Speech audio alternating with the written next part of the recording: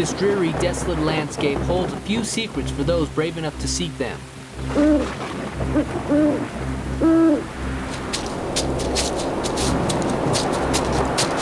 Because truth ultimately lies beyond the threshold of wisdom. Welcome to the Republic.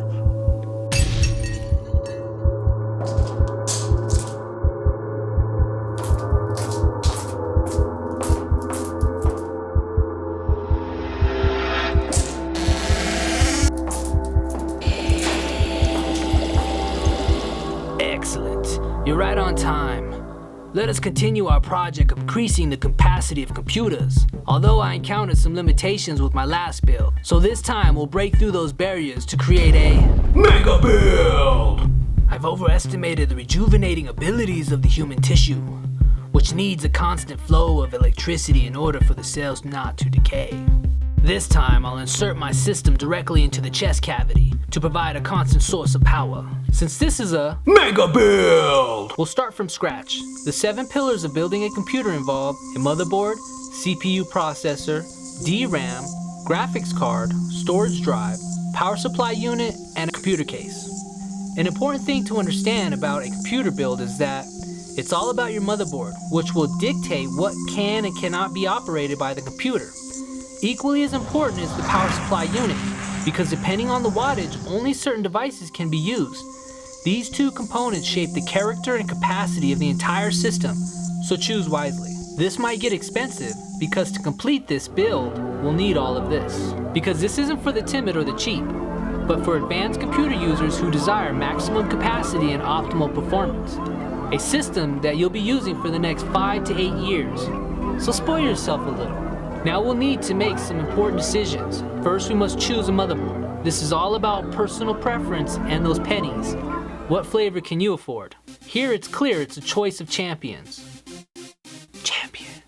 The Asus Maximus 9 Formula motherboard with the storage chipset Intel Z270, a CPU socket capable of taking the latest processors, max 64GB DRAM memory, DDR4 and up compatible, PCIe bridge technology, and so much more for us to explore what some of these plugs are for. The first slot is the front panel audio connector, used for the headphone plugins on the computer chassis. Next is the 4-pin RGB header, used for light strips inside the computer case. Besides that is a 4-pin chassis fan connector. Note, 4 pins can control the lights on the fans, but with 3 pins you cannot. Next is the TPN Trusted Platform Module system that enhances network security. It stores an encryption key inside the chip, which cannot be accessed through software and plugs directly into the motherboard. Then there's the retry button used by overclockers during the booting process. Behind that is the safe boot button that forces the system to reboot into a BIOS safe mode. Next to that, MEMOK button, which begins automatic memory compatibility tuning, followed by an ROG extension connector used for OC panels to monitor system specs. Right behind that is the USB 2.0 connector. An expansion header may be necessary. Next to that sits the slow mode switch, which helps stabilize the system during extreme clocking, followed by a 4-pin chassis fan or water pump header meant for system cooling. Then the second M2 socket is located here. Use brackets provided in the box to mount the M2 solid drive to the motherboard. And then here's the chassis front panel power source, where the Q connector is inserted. Moving up the motherboard comes a slot for a 5-pin extension fan, followed by the water in, water out, and water flow connectors. Then the 2-pin thermal sensor plug allows the computer to monitor the case's temperature when plugged directly to the motherboard. Next to the LN2 mode jumpers, and finally another 3-pin fan connector. This is where the 6 SATA ports are located, next to the USB 3.0 slot. Above that, a 3.1 USB front panel connector sits, followed by the 24-pin ATX power plug-in. To the left is where to find the socket for the CPU processor. Now at the top of the board you'll find the class used to install the DRAM. Make sure to use concurring colors like gray and gray during installation. Also, here's the Q code reader along with a number of other different LED warning lights. In the top right corner is a high amp fan plug-in used for higher current fans. Towards the center of the motherboard there is a power source for the CPU cooler. Above that, another 4-pin RGB header. And towards the top left is the 8-pin ATX power plug-in. Located near the bottom of the motherboard are 6 PCIe expansion slots, where a graphics card is used alongside any other internal or external expansion cards. Now under the armor, the other M2 socket can be found. If interested, secure the M2 into place using the screw package provided with the motherboard accessories. On the side sits the external ports to the motherboard, where the first button clears the BIOS if the system hangs due to overclocking. Underneath that lies the USB BIOS flashback button. Attach antennas to gold knobs to enable the Wi-Fi. Next sits the DisplayPort and HDMI slots. Then comes 2 rows of 4 USB slots, the black are 2.0 and the blue 3.0, followed by Ethernet plug-in and USB Type B and C ports. Finally, the audio and optical out ports are at the end of the panel. The motherboard comes with a few accessories included, which are Wi-Fi antenna, SLI bridge, CPU tool, M2 bracket, and some standoff screws. On the other side comes an RGB extension cable and 3 SATA cables, then a system driver CD and some stickers. Now that we've gotten that out the way, we can choose a power supply unit or PSU. Base the decision on the needs of operating your system. If you want an additional front media panel that's going to need power along with everything else, so your PSU better be up to the task. Here's the Corsair HX1200i power supply unit. Its fully modular power produces 1200 watts of continuous supply, being certified at 80+ platinum power efficiency. The unit design reduces clutter by only requiring necessary cords, so familiarize yourself with the cords to fully understand what's needed. It comes equipped with an array of different types of cables for building a system. This is a good time to get organized because details matter. Put each class of cable into a rubber band group and label them for ease when referenced. This 24-pin cable powers the motherboard. Then there's the PCIe cables to power any auxiliary devices such as graphics or expansion cards. Next is the PM bus cord that controls fans with the Corsair Commander, which is an added accessory sold separately, followed by the Corsair Link USB cable, which allows control of the fans from the computer case. Also included is the floppy adapter used to power the newer styles of floppy drivers. This Molex 4-pin connector is used to power anything that's compatible. Finally comes the SATA cable, which powers most of the media devices within the system. You see, once you have the power source to feed the motherboard electricity, the computer begins to take shape, with a personality all of its own. The rise of the machine continues, with our help of course. Now we must find a body for these parts, one that's hopefully fresh. So we need to fit all of this inside a case, and still have room for airflow. So keep in mind space requirements when choosing a computer case.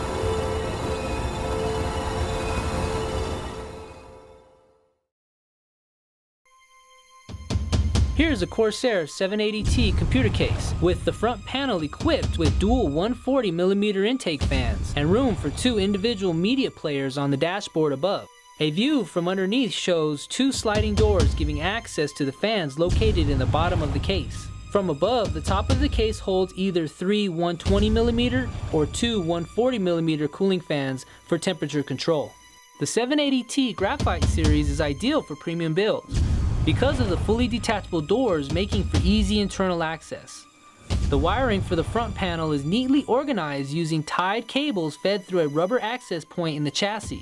We'll start by discussing the front systems panel connectors, cables that power the 3 buttons on the top exterior of the computer case. These wires need the Q connector to plug into the motherboard, which generates its power from the PSU. The 780T creates an integrated electronic ecosystem, streamlined to be made easy. Located near the rear panel are 5 points of note: a bottom space for the power supply unit, a 9 PCIe rack, space for the motherboard side panel, rear heat exhaust fan, and space for case ventilation. From inside the case, the PCIe rack can be easily adjusted to handle multiple expansion cards. The case's main cavity is covered by a detachable window side door panel. The large tower allows ample room to house all necessary components like motherboard, PSU, storage, and optical drives. Let's break it down for a closer look. In this section, the motherboard will be installed using these 9 holes to secure into place. There's plenty of space in the bottom of the case for larger type power supply units. The drive bay can hold up to 6 storage drives. The case provides 3 solid-state adapters. The optical bay can accommodate 2 front panel media players. These latches allow for quick tool-free installation. To connect those parts, cables from different components are used in a delicate web woven with care. Our first is the fan cables for the case. If used, the exterior buttons on the case will become operable. For the microphone and headphone plugins, this USB audio cable attaches to the motherboard powering the audio jacks. Next comes the case's 3.0 USB cable, followed by a 2-pin Molex cable power source, and finally a 15-key SATA cable that finishes out the bunch. This is where organization is critical to quicken the maintenance process. The computer is no greater than its individual parts, but if smartly configured, becomes a powerful machine. That's 3 of the 7 pillars as discussed earlier. The next component covered is the CPU processor. Here's a box Intel Core i7-7700K CPU processor, a 1151 socket Intel HD Graphics 630, Turbo Boost 2.0, and hyper-threading technology. Next is the 32GB Dynamic Random Access Memory, or DRAM for short, critical for program operations and overall computer function. The more DRAM the computer has, the more that can be done at once. Now with storage, there's 2 different types of drivers. A hard disk drive which has internal moving parts versus a solid state drive which has none. Here's 3 HDD drives with 14 terabytes of storage. Since they're similar size and make, gives the option to install a RAID 1 or disk mirroring if desired. Now with the solid state drive, there's 1250 gigabytes of storage space, which is intended to be the main driver for the operating system housing the programs and their directories. The computer will use 2 graphics cards in an SLI bridge configuration. Make sure they're of similar size and grade.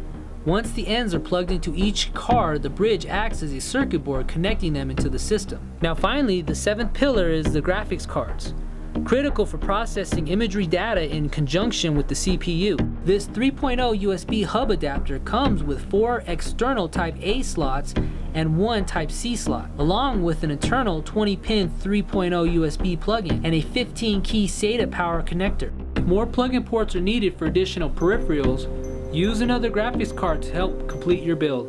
Now the Corsair Hydro Series H100i liquid CPU cooler has dual 240mm fans providing a constant breeze, lowering temperatures with less noise. The unit can be monitored through the Corsair Link, adjusting speeds through the motherboard system.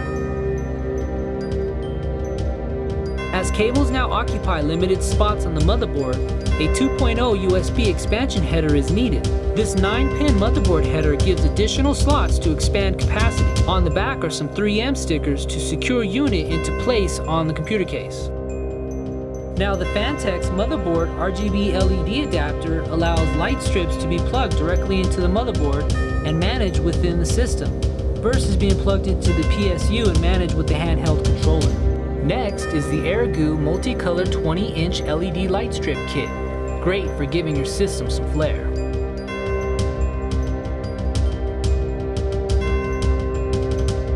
Here we'll install the LG multi-drive media burner that uses either a SATA or Molex power source. The Aperture M internal mesh card reader is an ideal media hub that supports 11 different types of portable memory sticks. Now that the computer is nearly complete, we must discuss the system controllers. A computer keyboard is critical for system operations. The Microsoft 5050 Wireless Comfort allows system controls at your fingertips. The Logitech MX Master Wireless Mouse is sleek in design and flexible in function. Can easily switch between 3 different computers. Now finally, the Microsoft Surface Dial completes the triple control. Its intuitive design streamlines its motion into 3 gestures that, in partnership with the mouse and keyboard, creates the cockpit feel for the computer. An electric keyboard is good to have when creating audio clips. This M-Audio Oxygen 49-key keyboard is USB powered through direct computer connectivity. Now the system's peripherals can be discussed. First, the monitors. This 24-inch LG 4K monitor comes DisplayPort HDMI compatible. Make sure to use the DisplayPort to get full 4K UHD resolution. Next, a Dell 23-inch LED lit monitor with side panel buttons, DVI and VGA connectivity, full HD resolution 1920 by 1080p, and bezel-shaped edges for that borderless look. For fun, the SimpleMe LED TV backlit kit sets the perfect mood. And finally, a 17-inch Dell monitor that was manufactured in 2005 and still running strong. Now, external hard drives are an essential piece to any computer setup. It's also portable storage space added effortlessly. The WD 3TB MyCloud personal network attached storage device gives you mobile and remote web access to your content anywhere and sync software to instantly update other computers within your system. The audio peripherals on the system include this Tascam 2x2 USB powered audio MIDI interface with 2 XLR or TRS inputs, full 48 volt phantom power, also 2 Ultra HDDA mic preamplifiers allowing dynamic recording of all types. Next, we have a 5-inch MK3 series Mackie Studio speaker. That's music-centric, ideal for modern mixing, monitoring, and multimedia applications. Customizable frequency controls located on the back, and all packaged in a seriously sleek design. For that deep low-end bass, we're using a Mackie MR 10-inch powered active studio subwoofer. In concert with the 2 satellite speakers, it will give a satisfying sound of a home theater system. We'll need some XLR cables, like this Livewire Advantage interconnect wires that will hook up the speakers to the system.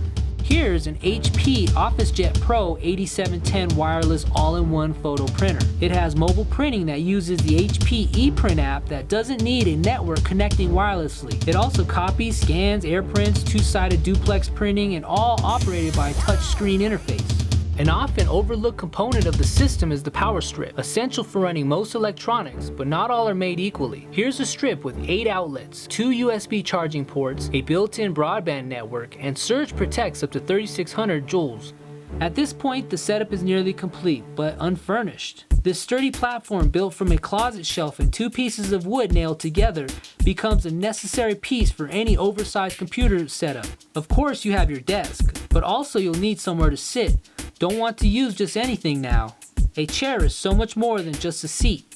Depending on how many hours spent at the computer, it becomes your throne. This Serta Arlington Executive uses air technology to complement the curves of your spine for greater comfort. A shelf can be a good addition to any setup, giving more surface space for equipment used to support the system, but be aware of weight limits. Here's the monitor mounts that will be used to secure the computer screens to the wall. Use a stud finder to ensure the strength of the hole. An adapter is needed for one of the monitors, so make sure to use the right make and model on the build.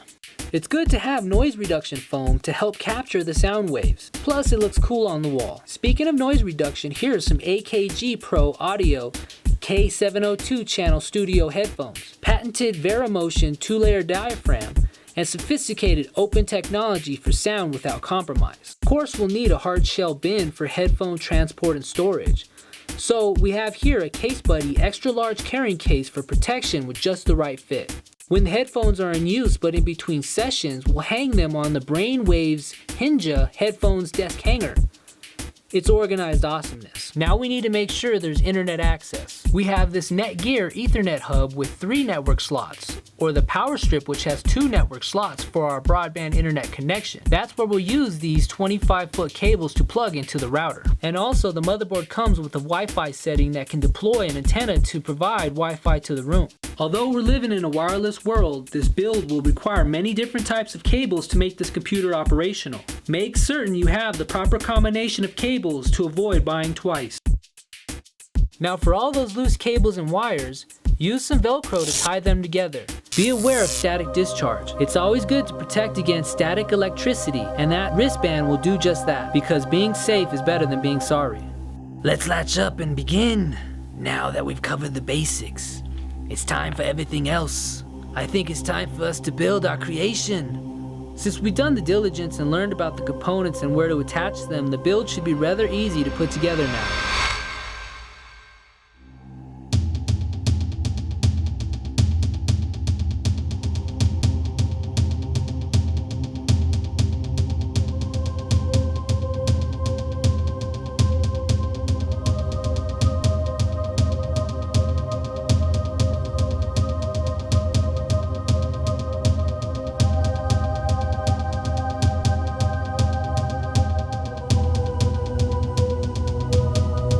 Check out the full details of the computer build on Part B video.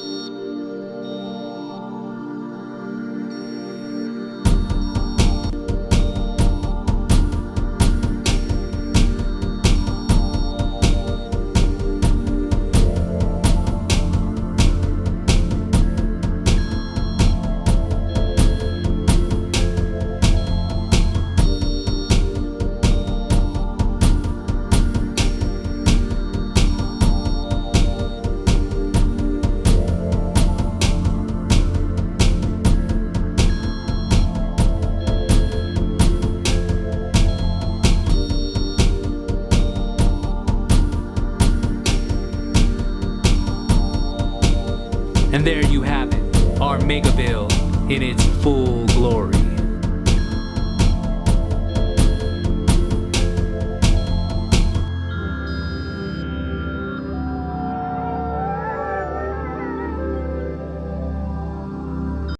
Now that the computer build is complete, it's time for me to insert the source of power for my creation.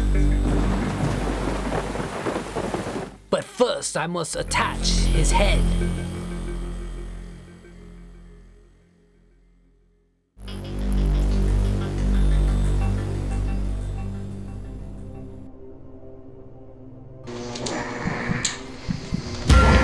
It worked! It actually worked! What have I done?